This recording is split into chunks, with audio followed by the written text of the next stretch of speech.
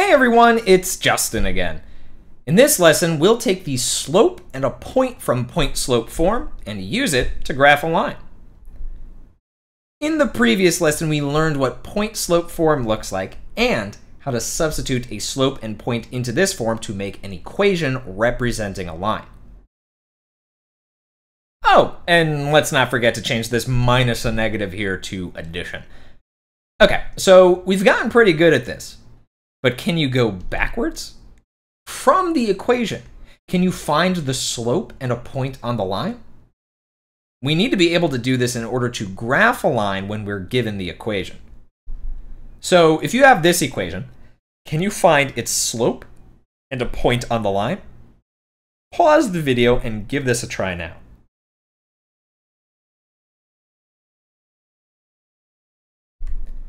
The slope is right here. It's after the equal sign and before the parenthesis.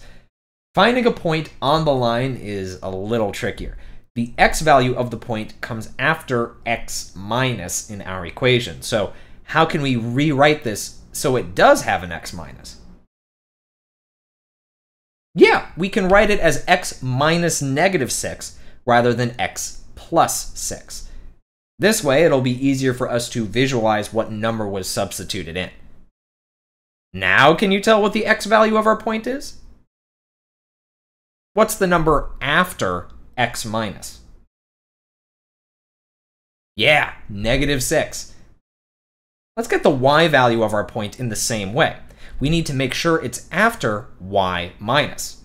Do you see y minus in our equation? Yep, this time we don't need to change how anything looks. Y minus is right here. And what number is after it? Yeah, 2. So that's the y value of our point. Now, once we have this information, we can graph the line represented by this equation. Let's give that a try next. Using the point negative 6, 2 and a slope of negative 1/3, go ahead and graph this line. Pause the video and do this now.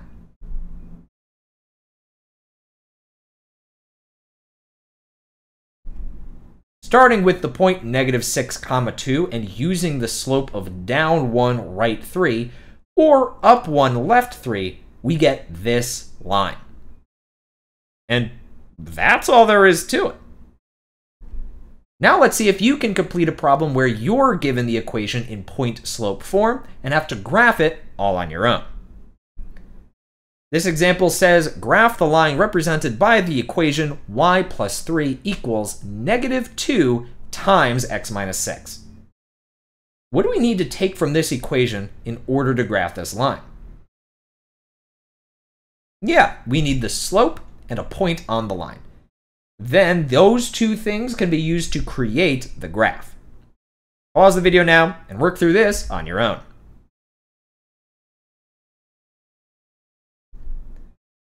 The slope here is negative 2. And a point on the line is 6, negative 3. If you accidentally wrote your y-coordinate as positive 3, remember that you need to be careful with your signs. The point-slope formula says y minus y1. This can be rewritten as y minus negative 3 to show us the y-coordinate should be negative 3.